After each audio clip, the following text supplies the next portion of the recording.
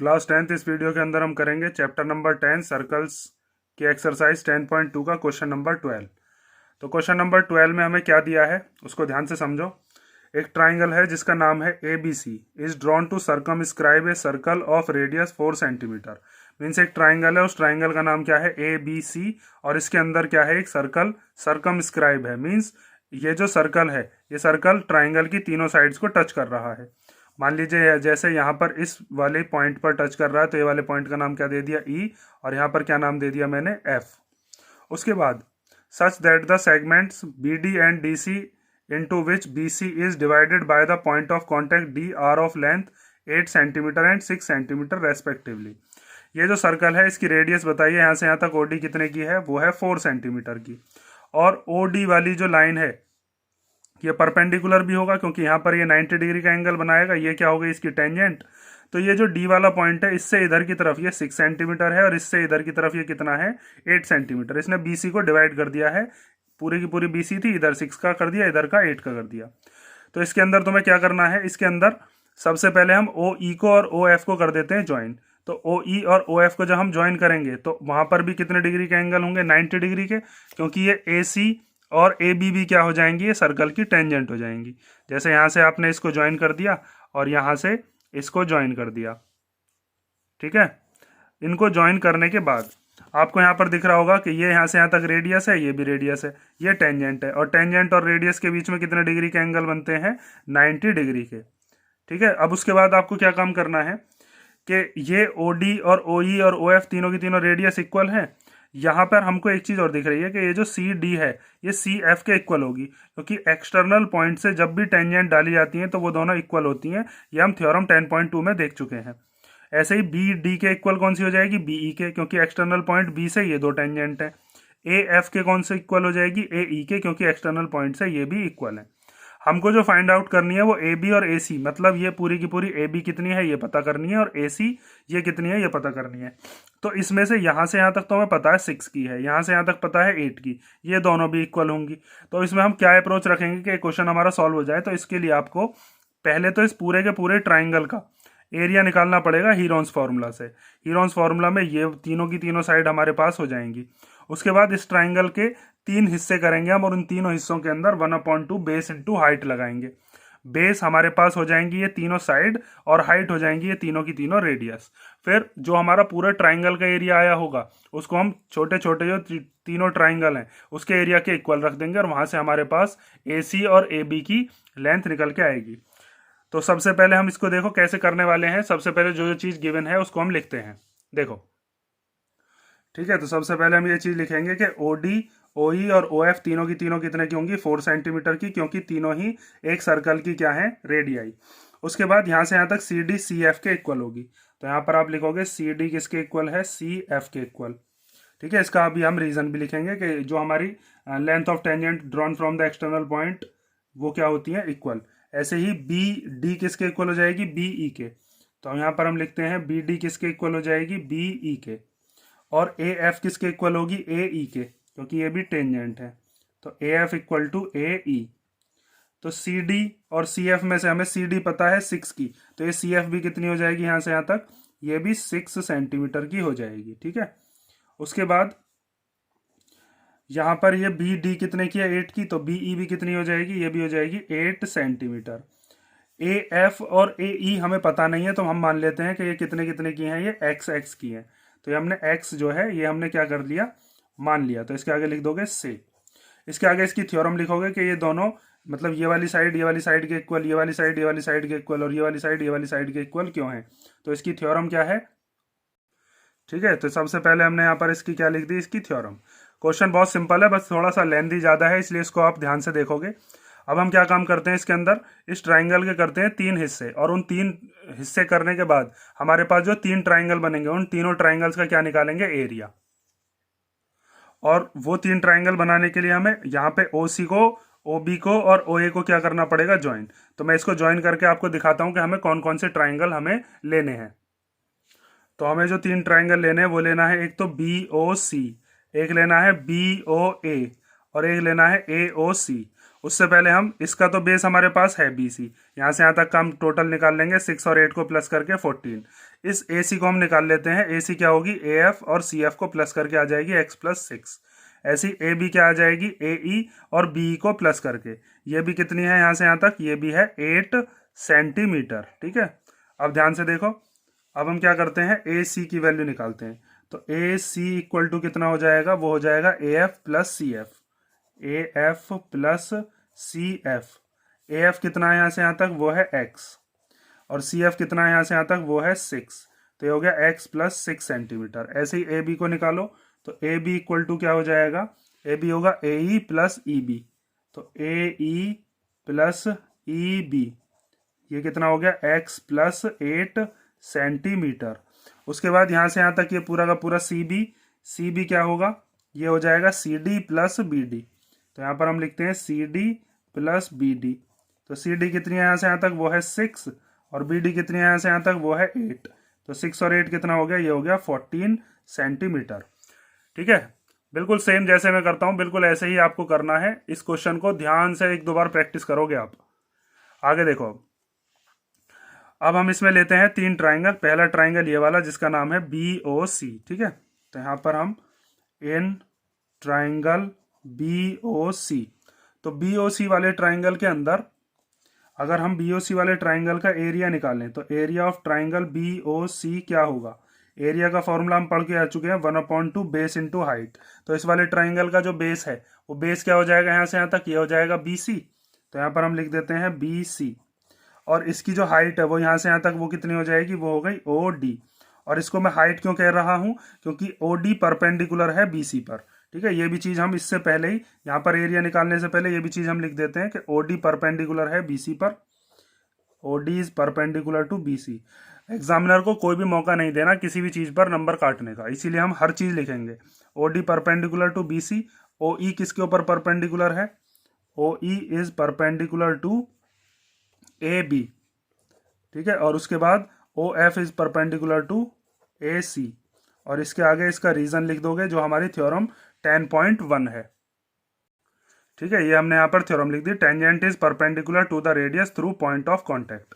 अब हम यहाँ पर लगा सकते हैं 1/2 बेस इंटू हाइट, क्योंकि हाइट वहीं पर होती है जहाँ पर 90 डिग्री का एंगल बन रहा हो। तो यहाँ से अब बी सी की वैल्यू कितनी है, बी सी अभी हमने निकाला भी था, सी बी का है या बी सी का है, बात तो एक ही है। तो सी बी कितने की है, वो है 14, तो उसकी वैल्यू रख दी। ओ डी कितने की है, ओ डी हमने निकाली थी, वो रेडियस कितने की है, 4 की। उसके बाद इस 2 से ये 14 कट गया कितने टाइम, 7 टाइम। 4 भी काट सकते थे, मर्जी है आपकी। 7 4 जो कितना हो गया, 28 सेंटीमीटर स्क्वायर। ये बी ओ सी का एरिया आ गया। उसके बाद हम निकालते हैं ए ओ बी का एरिया। ठीक है, अब ध्यान से देखो, इधर निकाल रहे हैं हम इन ट्राइंगल, यहाँ पर मैं लाइन खींच देता हूँ ताकि पार्टीशन अलग हो जाए। इन ट्राइंगल, इसका नाम क्या है, ए ओ बी। तो ए ओ बी का एरिया कैसे निकालेंगे, area of A O B equal to 1/2, और इस ए ओ बी वाले ट्राइंगल का बेस बैठेगा ये वाला, इसका नाम क्या है, इसका नाम है ए बी, और इसकी हाइट क्या बैठेगी यहाँ से यहाँ तक, ओ ई, तो वो हमने रख दी। उसके बाद ए बी की वैल्यू कितनी है, ए बी यहाँ से यहाँ तक अभी हमने निकाली थी, वो कितनी है, एक्स प्लस 8। तो ए बी की जगह रख दिया एक्स प्लस 8, और ओ ई यहाँ से यहाँ तक ये क्या है, इसकी रेडियस, वो हमने निकाली भी थी, वो कितनी है, 4। उसके बाद इस 2 से हम इस 4 को कैंसिल करते हैं तो 2 आ जाएगा। अब इस 2 की मल्टीप्लाई इस x प्लस 8 में करेंगे तो दोनों में होगी, इसमें भी और इसमें भी। तो ये हो जाएगा 2x प्लस 16 सेंटीमीटर स्क्वायर। ठीक है, 2 को बाहर भी छोड़ के रख सकते थे, वो आपकी मर्जी है। अब इसके आगे देखो, अब तीसरा वाला ट्राइंगल कौन सा ले रहे हैं हम, तीसरा ट्राइंगल है ये वाला जिसका नाम है ए ओ सी। तो नाउ इन ट्राइंगल ए ओ सी, तो ए ओ सी का एरिया कैसे निकालेंगे, 1/2, इसका बेस कितना हो जाएगा, यहाँ से यहाँ तक ये हो गया ए सी, और इसकी हाइट कितनी होगी यहाँ से यहाँ तक, ओ एफ। तो ए सी की वैल्यू कितनी है, ए सी की वैल्यू यहाँ पर हम निकाल चुके हैं, वो है एक्स प्लस 6, और ओ एफ क्या है, ओ एफ है हमारे पास रेडियाई यहाँ से यहाँ तक, वो कितना है, 4। तो इस 2 से ये 4 कैंसिल हो गया 2 टाइम्स। तो इस 2 की मल्टीप्लाई जब x प्लस 6 में करेंगे तो 2 की x में होकर हो जाएगा 2x, और 2 की 6 में होकर कितना हो जाएगा, 12। हमारे पास तीनों ट्राइंगल्स का क्या आ चुका है, अब एरिया आ चुका है। अब हम क्या काम करते हैं, इस पूरे बड़े वाले ट्राइंगल का फॉर्मूला लगाते हैं, हीरोन्स फॉर्मूला, और उससे हम निकालते हैं इस ट्राइंगल ए बी सी का एरिया। वहाँ से जो भी वैल्यूज आएंगी उन वैल्यूज़ को हम इन तीनों ट्राइंगल के एरिया के सम के इक्वल रख देंगे, क्योंकि बी ओ सी, ए ओ बी और ए ओ सी जब इन तीनों ट्राइंगल को हम मिलाएंगे तो बनेगा तो पूरा वाला ट्राइंगल ही, इन तीनों ट्राइंगल को प्लस करके। तो हम क्या काम करते हैं, पूरे बड़े वाले ट्राइंगल में हीरोन्स फॉर्मूला लगाते हैं। ध्यान से देखो, अब आगे हम लेते हैं इन ट्राइंगल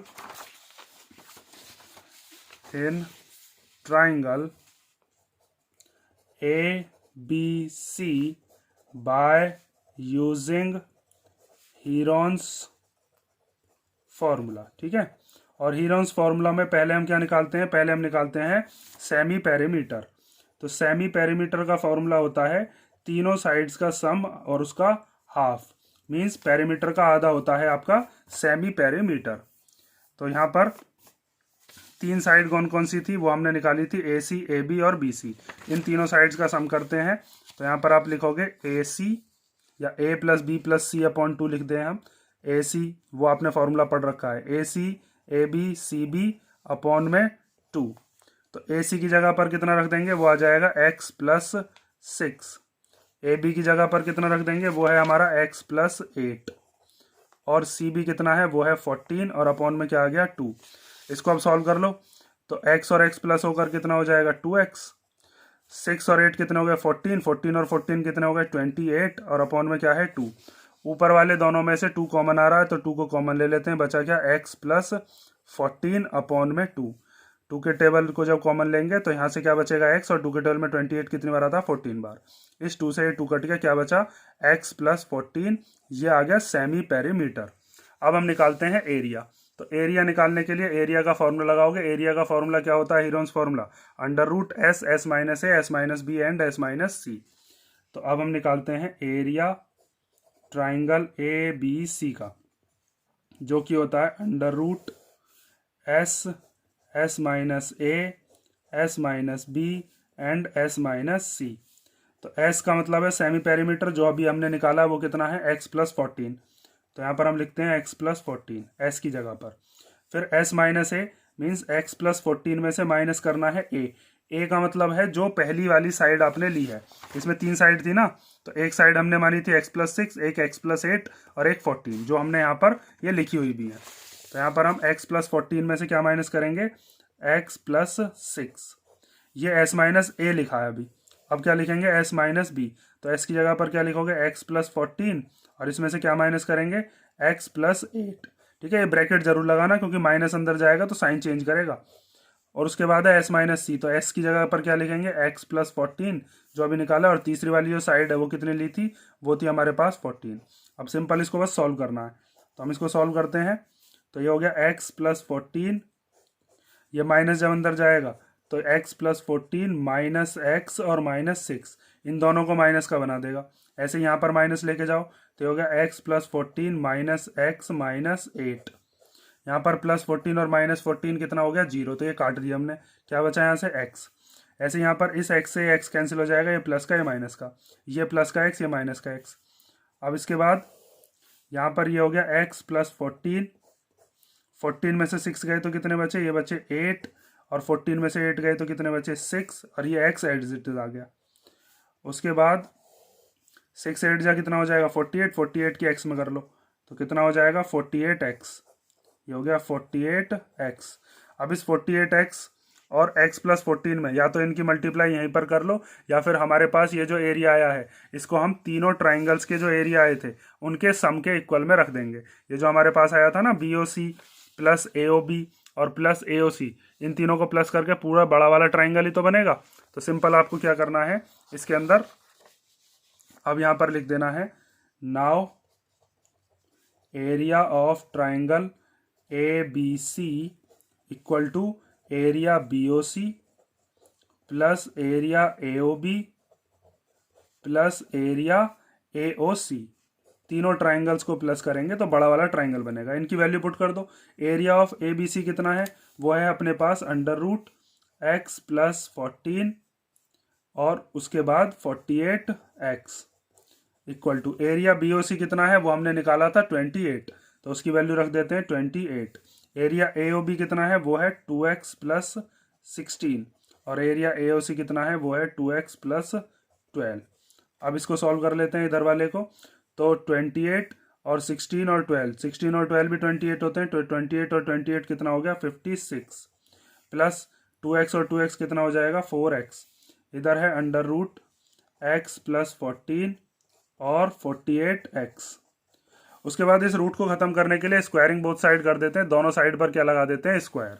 तो यहाँ पर आप करोगे अब स्क्वायरिंग बोथ साइड्स, दोनों साइड का जब हम स्क्वायर करेंगे तो स्क्वायर करने के बाद क्या आएगा, ध्यान से देखो। यहाँ पर जो हमारे पास अंडर रूट एक्स प्लस 14 और 48x है, इसके ऊपर हमने क्या चढ़ा दिया, यहाँ पर ये चढ़ा दिया स्क्वायर, और इधर 56 प्लस 4x पर भी क्या आ गया, होल पर स्क्वायर। यहाँ से रूट से स्क्वायर कैंसिल हो जाता है, तो यहाँ से अपने पास क्या बचेगा, बस x प्लस 14 और 48x। तो इसको आप लिख दोगे x प्लस 14 और 48x। यहाँ पर a मानेंगे इसे और b मानेंगे इसे, और a प्लस बी का होल स्क्वायर का फॉर्मूला लगा दोगे, तो ये हो जाएगा a square plus B square और प्लस 2ab।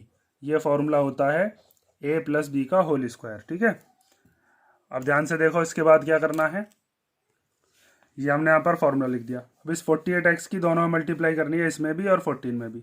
तो 48x की जब इसमें करेंगे तो ये हो जाएगा 48x स्क्वायर, प्लस 48x की करेंगे 14 में, तो 14 8 जा कितने होते हैं, 14 8 जा होते हैं 112। तो 112 का आ गया 2, कैरी कितना बचा, कैरी बचा 11।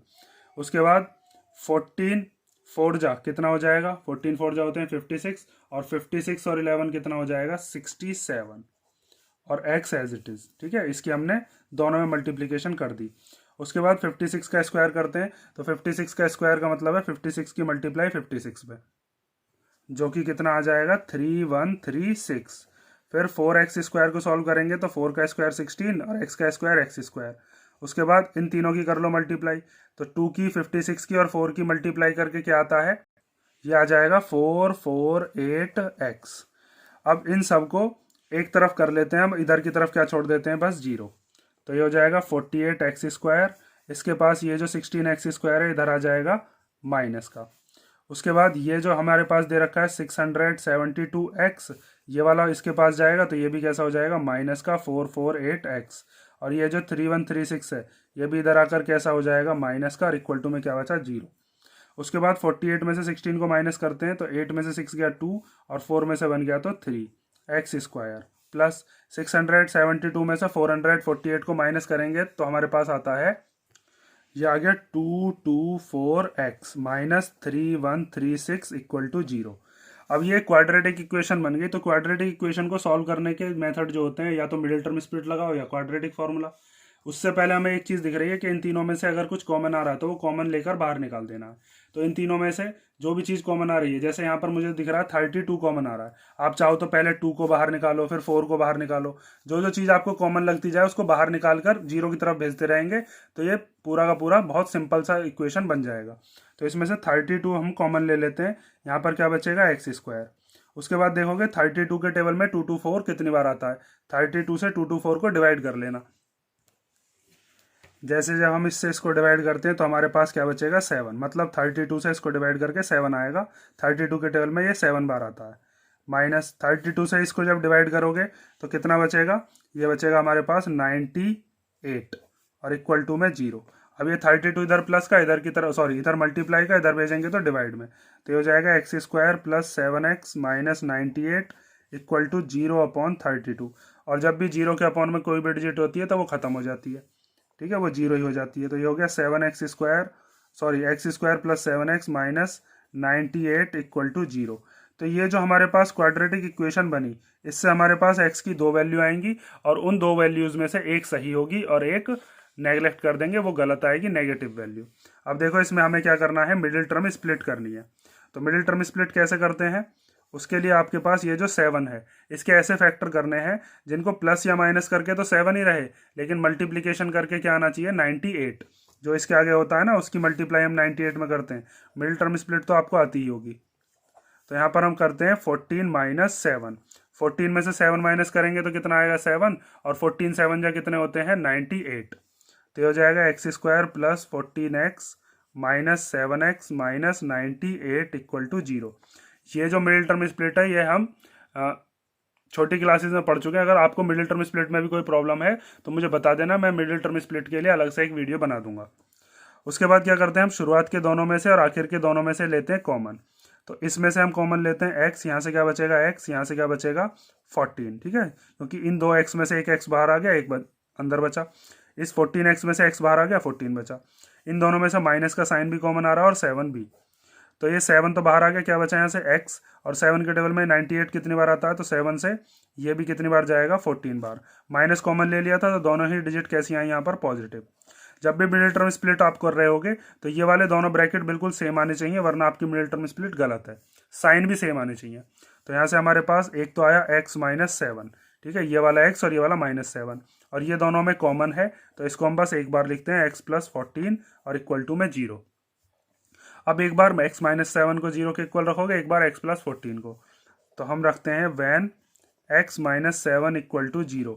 तो x की वैल्यू कितनी हो जाएगी, ये माइनस का 7 जब इधर जाएगा तो ये प्लस का 7 हो जाएगा, x की वैल्यू कितनी आ जाएगी 7, ठीक है। यहाँ से हमारे पास x की वैल्यू 7 आई, और जब हम x + 14 इक्वल टू 0 रखते हैं तो x की वैल्यू कितनी आएगी, -14, ठीक है। ये प्लस का 14 इधर आके कैसा हो जाएगा, माइनस का। तो इसको हम क्या कर देते हैं, इसको हम करेंगे नेग्लेक्ट, बिकॉज उसकी वजह क्या है, नेग्लेक्ट क्यों कर रहे हैं, because distance is never negative. Never negative means हमारे पास जो डिस्टेंस होता है वो कभी भी नेगेटिव नहीं आता। तो x की वैल्यू हमारे पास 7 आ गई, मीन्स ये जो यहाँ से यहाँ तक AF और AE हैं ये 7 7 की हैं। अब जब ये 7 7 की हैं तो उससे हम क्या निकाल सकते हैं, AC निकाल सकते हैं और AB निकाल सकते हैं। अब तो निकल जाएगी। तो AC की वैल्यू कितनी थी, x + 8। तो यहाँ पर आप लिखोगे नाउ AC हमने कितनी मानी थी, वो थी x + 8। तो x की जगह पर हम रख देंगे 7 और सॉरी x + 6। AC कितनी है, x + 6। तो 7 + 6 कितना हो गया, 13 सेंटीमीटर।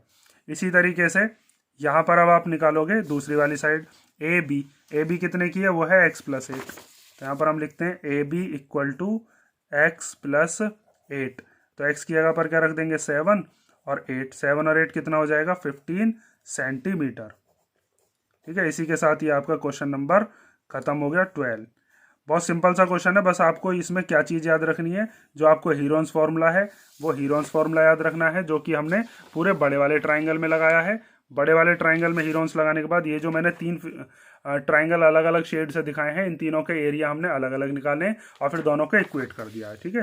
ये बड़े वाले ट्राइंगल का एरिया, यहाँ पर ये छोटे छोटे ट्राइंगल्स के एरिया, और फिर उसके बाद क्या कर दिया, इनको इक्वेट कर दिया, मीन्स दोनों को क्या रख दिया, इक्वल में रख दिया, ठीक है। अब यहाँ पर ये इधर यहाँ पर ये हमने रख दिया था।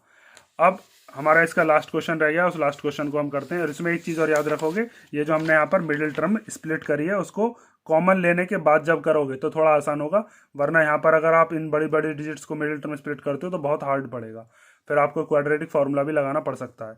तो जो भी चीज़ इसमें कॉमन आ रही है उसको कॉमन लेकर बाहर निकाल लेना, ठीक है। 1-2 बार इसकी प्रैक्टिस कर लेना। ये तो मैंने समझाया इसलिए इतना टाइम लग गया, वरना क्वेश्चन में इतना टाइम नहीं लगना चाहिए, एग्जाम में इतना टाइम नहीं होगा आपके पास। अब हम देखते हैं इसका लास्ट क्वेश्चन, और आप चाहो तो इसको 2x स्पीड पर या 1.5 स्पीड पर भी जब देखोगे तो ये बहुत जल्दी से आपका हो जाएगा। अब हम देखो लास्ट क्वेश्चन, देखो इसका। तो क्वेश्चन नंबर 13 ये लास्ट क्वेश्चन है हमारी एक्सरसाइज का। इसमें दिया है prove that opposite sides of quadrilateral circumscribing a circle subtend supplementary angles at the centre of the circle. Means अगर ये कोई एक क्वाड्रिलेटरल है और इसके अंदर एक सर्कल है जिसके 4 पॉइंट्स टच कर रहे हैं किसको, इस क्वाड्रिलेटरल को। मान लीजिए इस पॉइंट का नाम दे दिया P, इसका नाम क्या दे देते हैं Q, इसका नाम दे देते हैं R और इसका नाम क्या दे देते हैं S। तो यहाँ पर ये जो एंगल बनेगा COD और एक एंगल यहाँ पर बनेगा AOB। तो AOB और COD इन दोनों का सम कितना आना चाहिए, 180 डिग्री। ऐसे इधर से एंगल बनेगा BOC, इधर से बनेगा AOD, उनका सम भी कितना आना चाहिए, 180 डिग्री। सप्लीमेंट्री मतलब 180। देखो फिगर कंप्लीट करके समझाता हूँ। जैसे ये फिगर है तो इसके अंदर हमको प्रूव करना है कि ये वाला जो एंगल है, एंगल COD और एंगल ये वाला, इसका नाम क्या है AOB, इन दोनों का सम कितना आना चाहिए, 180। अपोजिट साइड से जो क्वाड्रिलेटरल के एंगल बन रहे होंगे वो सप्लीमेंट्री होने चाहिए, ये क्वेश्चन में कह रहा है। उसी तरीके से ये वाला जो एंगल है, ये पूरा का पूरा एंगल, ये किसके साथ, इस वाले साथ AOD और BOC इन दोनों के साथ मिलाकर कितना आना चाहिए, सप्लीमेंट्री मीन्स इन दोनों का सम भी 180 आना चाहिए। तो इसको कैसे करेंगे, बहुत सिंपल सा क्वेश्चन है ये भी। इसके लिए आपको पहले इस O से P को ज्वाइन कर देना है, Q को, R को और S को। उसके बाद इसके दो ट्राइंगल्स को कॉन्ग्रेंट करेंगे और वहां पर हम कई सारे एंगल्स को मानकर फिर इसको हम प्रूव करेंगे। देखो कैसे बताना चाह रहा हूँ कि सबसे पहले मान लीजिए आपने यहाँ पर इसको ज्वाइन कर दिया, ऐसे ही यहाँ पर इस R पॉइंट से भी O पॉइंट को कर दिया ज्वाइन। OS को ज्वाइन कर लेते हैं तो यहाँ से ये OS ज्वाइन हो जाएगा और इधर से हम OQ को ज्वाइन कर लेते हैं तो ये हमारे पास OQ ज्वाइन हो गया। उसके बाद यहाँ पर आपको दिख रहा होगा 8 एंगल बन गए, 1 2 3 4 5 6 7 8। इन एंगल्स के हम कुछ नाम दे देते हैं। मान लीजिए ऐसे, इस एंगल का नाम दे दिया A, ये एंगल हो गया B, ये हो गया C, यहाँ पर D, ये E हो गया, ये F हो गया, ये G हो गया और ये H हो गया। ठीक है, अब इसके अंदर आपको क्या काम करना है, इस एंगल B और एंगल C को, इन दोनों को हम इक्वल लेके आते हैं या A और B को इक्वल लेके आते हैं। इनमें से हमारे पास जो जो एंगल्स हम हमारे पास इक्वल हो सकते हैं उनको हम इक्वल करते हैं और इक्वल करने के बाद फिर हम क्या करेंगे, जो जो एंगल्स हमको चाहिए उन एंगल्स को हम लेकर और इस ट्राइंगल को फिर कॉन्ग्रेंट हम कॉन्ग्रेंट करने के बाद, इस एंगल्स को इक्वल करने के बाद फिर हम इस चीज़ को प्रूव कर देंगे। तो ध्यान से देखो, अब हम पहले कौन कौन से ट्राइंगल ले रहे हैं। मान लीजिए मैं ये वाले दोनों ट्राइंगल ले रहा हूँ क्योंकि यहाँ पर मुझे एक एक्सटर्नल पॉइंट दिख रहा है जहाँ से ये टेंजेंट हो जाएंगी CR और CQ इक्वल, OC क्या हो जाएगी कॉमन, और OR किसके इक्वल हो जाएगी, OQ के। फिर B और C दोनों एंगल्स कैसे हो जाएंगे, इक्वल। जब B और C एंगल इक्वल हो जाएंगे इसी तरीके से D और E हो जाएंगे, F और G भी हो जाएंगे, H और A भी हो जाएंगे। उसके बाद हमें जो जो एंगल चाहिए उसको हम निकाल देंगे। तो देखो सबसे पहले इसका हम गिवन और टू प्रूव लिखते हैं, उसके बाद मैं आपको समझाता हूँ। ठीक है, तो ये चीज़ हमने लिख दी गिवन। प्रूव क्या करना है, ये वाला जो एंगल है AOB, ये वाला, और एंगल COD, इन दोनों का सम 180, इस वाले के इक्वल, इन दोनों का सम भी कितना, 180 डिग्री। उसके बाद हमने ज्वाइन कर लिया था OP, OQ, OR और OS, वो भी हमने यहाँ पर लिख दिया। अब आपको क्या करना है, ये जो मैंने दो ट्राइंगल शो किए हैं, इन दोनों ट्राइंगल को हम कॉन्ग्रेंट करते हैं और B और C को इक्वल लेके आते हैं। जरूरी नहीं है ये दोनों ट्राइंगल लो, ये दोनों भी ले सकते हो, ये दोनों भी, ये दोनों भी। जिन दोनों ट्राइंगल्स को आप कॉन्ग्रेंट कर सकते हो उन दोनों ट्राइंगल्स को ले लोगे। तो यहाँ पर प्रूफ हम करते हैं, कौन कौन सा ट्राइंगल लिया हमने, इन ट्राइंगल। एक है ये वाला ट्राइंगल जिसका नाम है OCQ, एक है ये वाला जिसका नाम है OCR। तो OCQ एंड ट्राइंगल OCR। तो इन दोनों ट्राइंगल्स में सबसे पहली चीज आप लिख सकते हो कि यहाँ पर OR और OQ कैसी होंगी, इक्वल। तो OQ इक्वल टू OR क्यों इक्वल होंगी, क्योंकि ये दोनों ही सर्कल की क्या है, रेडियाई। तो यहाँ पर लिखते हैं हम radii of the same circle. ठीक है, ये रेडियस है।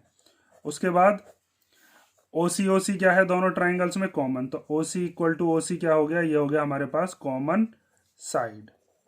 उसके बाद यहाँ से यहाँ तक ये CR और CQ, ये दोनों भी कैसी होंगी, इक्वल, क्योंकि एक्सटर्नल पॉइंट से जो टेंजेंट जाती हैं सर्कल के ऊपर वो इक्वल होती हैं। थ्योरम 10.2 में ये चीज़ हम कर चुके हैं। तो यहाँ पर हम लिखते हैं CR इक्वल टू किसके इक्वल हो जाएगी, CQ के। इधर CQ और इधर CR। इसके आगे इसका रीजन लिख दोगे, length of tangents drawn from an external point of a circle are equal. ठीक है, ये हमने यहाँ पर इसकी थ्योरम लिख दी। ये थ्योरम क्या होती है, बाहर अगर एक्सटर्नल पॉइंट है तो इस एक्सटर्नल पॉइंट से ये दोनों टेंजेंट कैसी होती है, इक्वल, PQ PR के इक्वल। ऐसे यहाँ पर ये CR और CQ इक्वल हो गई। अब ये दोनों ट्राइंगल कैसे हो गए, कॉन्ग्रेंट। तो वहाँ से हम CP से लिख सकते हैं B किसके इक्वल हो जाएगा, C के। Therefore triangle OCQ is congruent to triangle OCR। कौन सी प्रॉपर्टी से, साइड साइड साइड। तो इसका मतलब हम ये कह सकते हैं देयरफॉर एंगल B किसके इक्वल हो गया, एंगल C के, by using CP/CT corresponding parts of congruent triangles. अगर दो ट्राइंगल कॉन्ग्रेंट होते हैं तो कॉन्ग्रेंट होने के बाद जो उनके कॉरस्पॉन्डिंग पार्ट्स होते हैं वो भी इक्वल होते हैं। तो जैसे हमने B को C के इक्वल किया है, क्या हम D को E के इक्वल नहीं कर सकते अगर हम ये वाले दोनों ट्राइंगल लेते। अगर आप इस वाले ट्राइंगल को और इस वाले ट्राइंगल को लोगे तब भी हम D और E को प्रूव कर सकते हैं। ऐसे ही इसमें हम F और G को इक्वल कर सकते हैं, H और A को इक्वल कर सकते हैं। तो ये चीज़ आप बार बार नहीं करोगे, सिमिलरली करके लिख दोगे कि D E के इक्वल है, F G के, और H किसके इक्वल है, A के। उसके बाद इन सब का सम 360 ले लेंगे और हमें जो जो एंगल चाहिए उनको हम ले लेंगे। तो देखो अब इसके आगे क्या करना है, सिमिलरली सिमिलरली मतलब इसी तरीके से हम बाकी का भी प्रूव कर सकते हैं। डी किसके इक्वल हो जाएगा, एंगल डी इक्वल टू हो जाएगा एंगल ई। ऐसे ही एफ किसके इक्वल हो जाएगा, एफ इक्वल टू हो जाएगा जी के। और एच किसके इक्वल हो जाएगा, एच इक्वल हो जाएगा ए के, ए। और ये भी कैसे होंगे, बाय सीपीसीटी ऐसे ही। ठीक है, ये चीज हमने यहाँ पर लिख दी। अब इसके बाद यहाँ पर देखो, अगर इन सारे एंगल्स का हम करें sum, means A B C D E F G और एच, तो इन सब का सम कितना आने वाला है 360, क्योंकि ये पूरा का पूरा कंप्लीट एंगल बन जाएगा। और कंप्लीट एंगल कितने डिग्री का होता है, 360 डिग्री का। अब आपको इसमें से ये चीज़ ध्यान देनी है कि आपको एओबी और सीओडी लाना है। ठीक है, कौन कौन से लाने हैं, एओबी और सीओडी। देखो यहाँ ध्यान से देखो, एओबी और सीओडी लाने के लिए आपको कौन कौन से चाहिए। एक तो एओबी में आ रहे हैं, एओबी में आ रहे हैं ई और एफ। ठीक है, ये वाले एओबी में ई और एफ आ गए। और सीओडी में कौन कौन से आ गए, यहाँ पर आ गए ए और B, E F A B. ये चार हमें बचाने हैं और बाकी सबको हमने क्या कर देना है, रिप्लेस। तो ए और बी को तो हमने ऐसे ही रहने दिया, क्योंकि इन दोनों से मिलकर ही हमारा सीओडी बनेगा। तो ए प्लस बी हमने ऐसे ही रहने दिया। अब ये जो सी और डी है, इनको हमने रिप्लेस करके क्या लिखना है, सी किसके इक्वल है, बी के इक्वल। तो सी की जगह पर क्या आ गया, बी। डी किसके इक्वल है, डी है ई के इक्वल, तो डी की जगह पर क्या आ गया, ई। ई और एफ हमें बचा नहीं है, तो ई को ऐसे ही लिख लिया, एफ को भी ऐसे ही लिख लिया। उसके बाद जी, जी किसके इक्वल है, एफ के इक्वल, तो जी की जगह पर क्या आ जाएगा, एफ। फिर एच किसके इक्वल है, एच है ए के इक्वल, तो एच की जगह पर क्या आ गया, ए इक्वल टू 360 डिग्री। तो यहाँ पर कितने ए हो गए, ए के ये रहा, ए के ये रहा, तो 2 ए हो गया। 2 बी हो गए तो 2 बी हो गया। 2 ई हो गए तो 2 ई हो गया। 2 एफ है तो 2 एफ हो गया, और इक्वल टू में 360। इन चारों में से क्या कॉमन आ रहा है, 2, तो यहाँ से बचा A plus B plus E plus F equal to 360 degree. अब यहाँ पर आप एक चीज़ देखो, ए और बी को मिलाकर कौन सा एंगल बन रहा है। तो ए और बी को मिलाकर ये पूरा का पूरा एंगल बन रहा है, इसका नाम क्या है, सी ओ डी। और ई और एफ को मिलाकर कौन सा एंगल बन रहा है, ये बन रहा है ए ओ बी। तो इस 2 को तो इधर भेज दो, और यहाँ पर पहले हम लिख लेते हैं, चलो, ए प्लस बी और ई और F equal to 360 degree upon 2। तो 2 से हम 360 को काटेंगे तो कितना आएगा, 180। अब इसमें ए और बी, इन दोनों की जगह पर हम क्या लिख देते हैं, सी ओ डी। ठीक है, यहाँ पर हम लिख देते हैं सी ओ डी। और ई और एफ की जगह पर क्या लिख देते हैं हम, ए ओ बी। ये इधर लिख देता हूँ, प्लस में आगे पीछे करके लिख सकते हैं, कोई दिक्कत नहीं है इससे। Equal to 180 degree. तो ये जो पहली चीज़ थी ये तो हमारे पास प्रूव हो गई। ए ओ बी और सी ओ डी का सम कितना, 180, वो यहाँ पर आ गया। ए ओ बी और सी ओ डी का सम 180। इसी तरीके से क्या हम बी ओ सी और ए ओ डी भी ला सकते हैं, बिल्कुल ला सकते हैं। जैसे हमने यहाँ पर ए बी ई और एफ को हमने बचाया है और बाकी सबको रिप्लेस कर दिया। इस बार हमको इसी वाली इक्वेशन में ए बी ई और एफ को चेंज करके क्या क्या लेने हैं, बस सी डी एच और जी। तो सिमिलरली करके लिख दोगे, दोबारा उसको भी नहीं करोगे। सिमिलरली ये दोनों भी, इन दोनों का भी सम कितना होगा, 180 डिग्री। तो यहाँ पर हम लिख देते हैं similarly angle B O C plus angle E O D equal to कितना होगा, ए ओ डी और बी ओ सी का सम भी 180 डिग्री। और यहाँ पर इसके बाद लिख देंगे हैंस प्रूव्ड। ठीक है, ये चीज़ समझ गए ना जो मैंने यहाँ पर बताई है। जैसे यहाँ पर हमने ए बी ई और एफ में चेंज कर लिया था पूरे को, क्योंकि हमें ए बी ई एफ चाहिए थे इन दोनों को अपोजिट एंगल्स को लेने के लिए। इसी वाली इक्वेशन में आप चाहो तो ए बी ई एफ को चेंज करके सी डी और एच जी को हम बचा लेंगे, और बाकी ए बी और ई एफ को हम चेंज कर देंगे, तो हमारे पास ये वाली चीज़ प्रूव हो जाएगी। लेकिन दोबारा क्यों करना है, क्योंकि प्रोसेस तो सेम ही है, तो आप इसको ऐसे ही करके आओगे सिमिलरली। यहाँ पर भी है सिमिलरली, ऐसा नहीं है कि बार बार जैसे बी और सी को इक्वल किया फिर डी को करने लग जाओगे, तो फिर तो बहुत लेंथी क्वेश्चन हो जाएगा। ये एग्जाम में हमारे पास एक ही क्वेश्चन थोड़ा ना होगा। तो ये एक्सरसाइज आपकी कंप्लीट हो गई। एक वीडियो और बनाऊंगा जिसके अंदर इसके जो एग्जाम्पल्स हैं उनको हम करेंगे, और इन क्वेश्चंस में अगर आपको कोई डाउट हो तो मुझे कमेंट करके बता देना।